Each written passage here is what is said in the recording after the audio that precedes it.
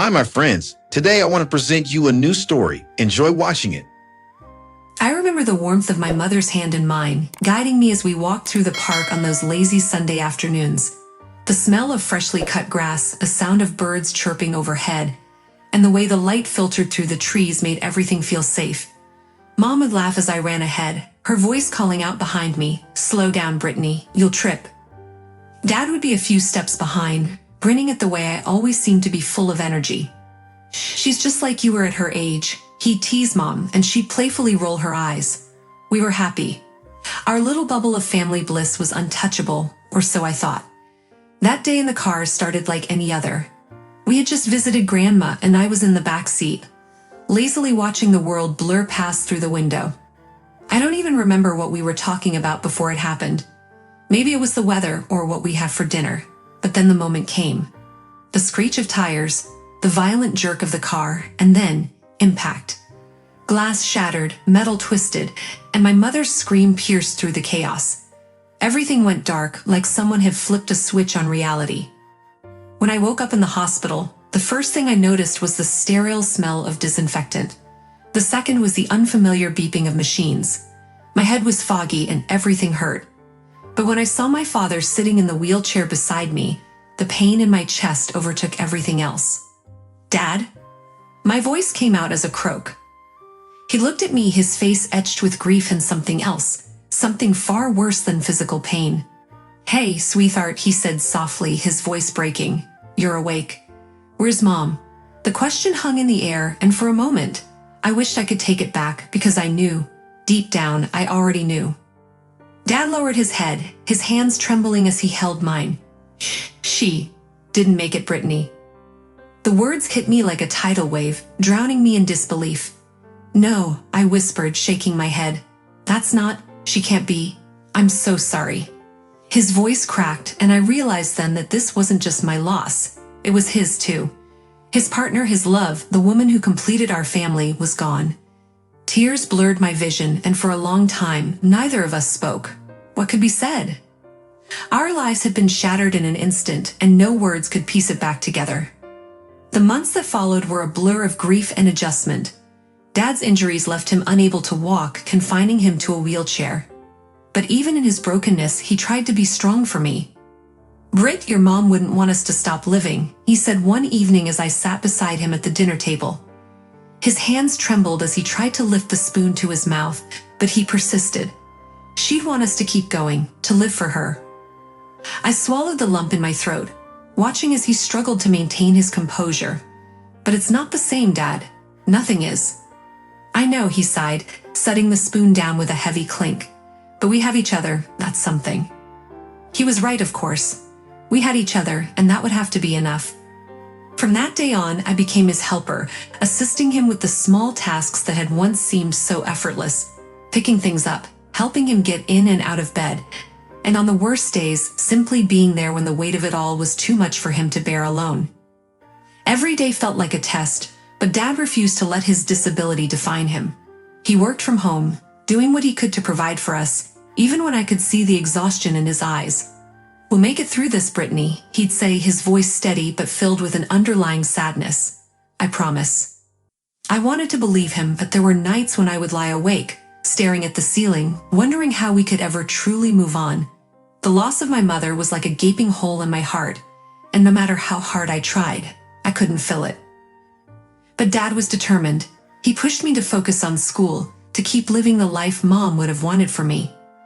"She'd be proud of you," he'd say when I brought home good grades. "We survived, because we had to, because that's what Mom would have wanted." Meeting Gary felt like a glimmer of light in the middle of the darkness. I was in my second year of college, balancing classes and caring for Dad, when a mutual friend introduced us at a small gathering. From the moment we started talking, there was something about him, an easy charm, a quiet confidence. He had a way of making me feel seen, as though my struggles didn't define me, as though I was more than just a girl trying to keep her head above water. At first, I was hesitant. I had too much on my plate to even think about dating, but Gary was patient. He didn't push. Instead, he would text me late at night just to ask how my day went, always offering a shoulder if I needed to lean on someone. You're too good to be true, you know, I joked one evening after we'd been seeing each other for a few months. We were sitting in a quiet cafe, my hands wrapped around a warm cup of tea. He smiled, that crooked grin of his that always made me melt just a little. Maybe I'm just the right amount of good, he teased, reaching for my hand. Besides, it's not like you're making it easy for me. I laughed, though deep down I knew he was right. I hadn't let him into my life fully, not yet. I was still guarded, still trying to protect myself from the possibility of more loss. But Gary didn't seem to mind. He waited, slowly breaking through the walls I'd built. Over the next 4 years, we grew closer. He met my dad, and to my surprise, the two of them got along well. You're lucky, Dad told me one evening after Gary had helped him fix a few things around the house. He's a good man, don't let him slip away. It was hard to imagine Gary slipping away. He had become a constant in my life, someone who made the hard days bearable. And when he proposed 4 years after we met, I didn't hesitate. Our wedding was small, just close friends and family, but it felt perfect. I remember standing at the altar, looking into Gary's eyes as we exchanged vows, feeling like I was finally stepping into a new chapter of my life, one filled with hope and love. I'll always be by your side, no matter what, Gary whispered as we held hands after the ceremony. His voice was soft but steady, and for the first time in years, I believed that maybe, just maybe, things would be okay. But shadows have a way of creeping in, even when the light seems brightest. From the moment we got married, Gary's mother, Jolene, and his sister, Lisa, made their disapproval clear. It wasn't me they had a problem with, not directly. It was my father. I just don't understand why you're still taking care of him, Lisa said during one of our family dinners. Her voice was sharp, her words laced with judgment. Shouldn't he be in a home by now? You've got your own life to live. I clenched my fists under the table, trying to keep my cool. He's my dad. I'm not going to abandon him. Jolene, seated next to Lisa, nodded in agreement. You need to think about your future with Gary. It's not fair to him, you know, being tied down like this. I glanced at Gary, hoping for his support. He gave me a small smile, squeezing my hand beneath the table. Brittany's doing what she thinks is right, he said softly, but his words did little to deflect their harshness. Every visit with them became a battle, with Jolene and Lisa pushing me to prioritize my marriage over my father, to move on from the life I had built caring for him. But I couldn't. And as much as Gary tried to stay neutral, the tension between his family and me began to weigh on us. As Gary and I settled into married life, the cracks in our foundation began to show, subtle at first but deepening over time. We bought a small house on the outskirts of town, a modest home that we both loved. It was our sanctuary, a place where I could care for my father without the watchful eyes of Jolene and Lisa. But even in our little haven, their voices echoed, their disapproval lingering like a shadow. It started with the little things. Gary would come home from work, more tired than usual, less inclined to talk. I could feel the strain between us, but I pushed it aside, convincing myself that it was just the stress of his job. You okay? I asked one evening as he sat on the couch, his head in his hands. He had barely spoken a word since he walked through the door. Yeah, just work, he muttered without looking up. I'm fine. But I wasn't convinced. I knew Gary well enough to recognize when something was off. I sat beside him, gently placing my hand on his shoulder. You know you can talk to me, right? If something's bothering you. He sighed deeply, finally meeting my eyes. It's not just work, Britt. It's everything. The house, your dad, my family. They keep asking why you're still taking care of him. They don't get it. My heart sank. I knew his family's opinions weighed heavily on him, but hearing it from his mouth made it feel all the more real. I'm sorry, Gary. I know it's hard, but he's my dad, and I can't just... I know, he interrupted, his tone softening. I know you can't, but it's hard for me too. It feels like we're stuck, like we're not moving forward. I felt the sting of his words, the unspoken truth behind them. Our life together was on pause, held back by the responsibility I had to my father. I loved Gary, but I couldn't abandon the man who raised me, not after everything we had been through. Still, I could see that Gary was struggling, torn between his loyalty to me and the pressure from his family. We'll figure it out, I said, though my voice lacked conviction. We'll make it work. But as the weeks passed, the cracks widened. Gary's late nights at work became more frequent, and our conversations more strained. I tried to bridge the gap, planning small getaways and dinners together, but nothing seemed to bring us back to the closeness we once shared. One night, after yet another awkward dinner with Jolene and Lisa, Gary pulled me aside as we walked to the car. "Maybe they're right," he said quietly, his eyes avoiding mine. "About what?" I asked, my heart racing. "About your dad. Maybe it's time to think about a care facility. It's not fair to you or to us to keep this up." I froze, the weight of his words crashing down on me. "You're asking me to give up on him?" "No, I'm asking you to think about our future," he replied, his voice firm. "We can't keep living like this, Britt. Something has to change." I stared at him, torn between my love for Gary and the duty I felt toward my father. The cracks in our foundation had become undeniable, and I wasn't sure how much longer we could hold it all together. It was a Thursday, the kind of day where the sky was a dull gray, hinting at rain but never delivering, the air heavy with a sense of anticipation. I had woken up early as usual to help my father with his morning routine. Gary had already left for work, and I hadn't even noticed his departure. Things had been tense between us lately, the silence in our house growing thicker with each passing day. The phone rang just as I finished making breakfast for Dad. I wiped my hands on a dishcloth and picked it up. "Hello?" There was a pause, then a shaky voice I barely recognized. "Brittany, it's me, Gary's boss, Simon." My heart skipped a beat. "Simon? What's going on?" "There's been an accident." His words hit me like a punch to the gut.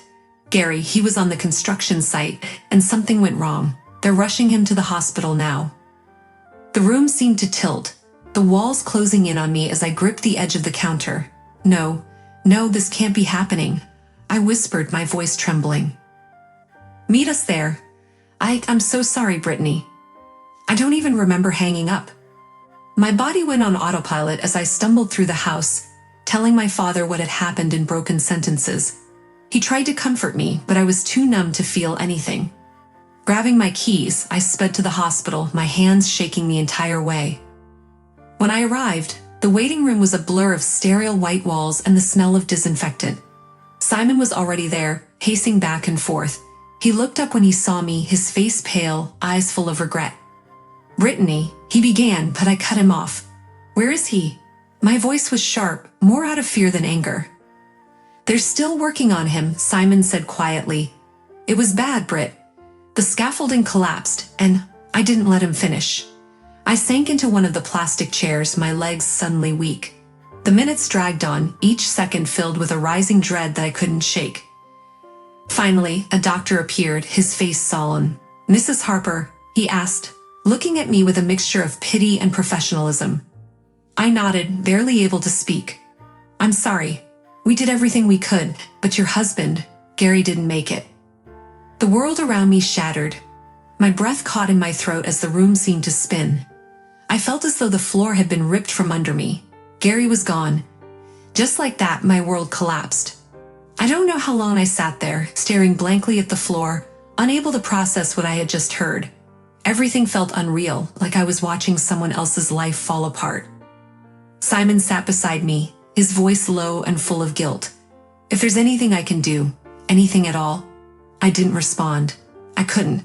The only thing I could think of was Gary, his smile, his laugh, and now the unbearable truth that he was gone forever.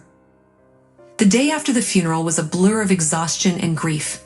I barely had the energy to move, let alone think. I had just started packing away some of Gary's things when I heard the unmistakable sound of keys jingling at the front door. My heart sank. Only one other person had a key to this house, Jolene. As the door swung open, in walked Jolene, followed closely by Lisa. Both wore expressions that under any other circumstances I would have called smug. "Brittany," Jolene said, her voice sharp, "we need to talk." "What are you doing here?" I managed, standing up, my hands trembling slightly as I held onto the edge of the table for support. "This house," Lisa cut in, her eyes narrowing, "isn't yours. Gary bought it. And since he's gone..." I froze. "What?" "You heard me," Jolene said, stepping forward, a stack of papers in her hand. "Gary's assets, including this house, should belong to us now." My pulse quickened. "This house is in both our names. We can't just take it away." "We'll see about that." Jolene sneered, throwing the papers onto the table between us. You've always been a burden, Brittany. First, you dragged Gary into your mess with that crippled father of yours, and now you think you'll just keep everything. Not happening. Fury bubbled up inside me, pushing past the grief that had consumed me for days. Gary worked hard for this house, we worked hard for this. You have no right to come in here and make demands. Right? Lisa scoffed. Gary's blood runs in our veins, not yours. You were just temporary. I stepped forward, meeting Lisa's glare head-on. Get out of my house. This isn't over, Jolene hissed, snatching the papers back. We'll see what the courts have to say about it. As they stormed out, I stood there, my whole body trembling, not from fear, but from the rage coursing through me. They thought they could take everything from me, but they were wrong. This house, this life, I had fought for it, and I wasn't about to let them tear it away. Not now, not ever. In the weeks that followed Jolene and Lisa's visit, the fight for the house became a legal battle. Jolene's claim that Gary's assets belonged to her fell apart quickly under scrutiny. As it turned out, Gary had updated his will just a year before his death, naming me the sole beneficiary of all his possessions, including the house. I didn't know about it at the time, but Gary had quietly made sure that I would be taken care of no matter what happened. The courtroom showdown was tense. Jolene and Lisa sat with smug expressions at the beginning, but as my lawyer laid out the evidence, I watched their confidence drain away. By the end of the proceedings, they were left with nothing but bitter expressions as the judge ruled in my favor. The house, the savings, everything Gary and I had built, was rightfully mine. After the ruling, Jolene approached me in the hallway, her face flushed with anger. You may have won today, Brittany, but you'll always be alone. You'll always be the one who took Gary from us. I met her gaze, but this time I wasn't filled with anger or fear. I was filled with the calm that comes from knowing I had done right by Gary and myself. Gary made his choices and he chose me, I said quietly. You couldn't take that from him, and you can't take it from me. Jolene's eyes narrowed, but she said nothing more. She and Lisa walked out of my life for good that day, defeated and broken. Months later, I sat in the garden Gary and I had worked on together, the house finally feeling like a home again. My father was sitting beside me, the warm sunlight spilling over us. Though the pain of losing Gary would never fully go away, I felt a sense of peace. I had honored his memory, and despite everything, I still had love and support from the people who truly mattered. My father, my friends, and the life Gary and I had built together. I started volunteering at a local charity, helping families and individuals who had suffered from similar losses. And slowly, day by day, I began to heal. In the end, justice had prevailed, not just in the courtroom, but in my heart. I had stood my ground, fought for what was mine, and in the process, rediscovered my strength. Good had triumphed over greed. I had found my way back to hope, and to a future Gary would have wanted for me, one filled with kindness, strength, and love.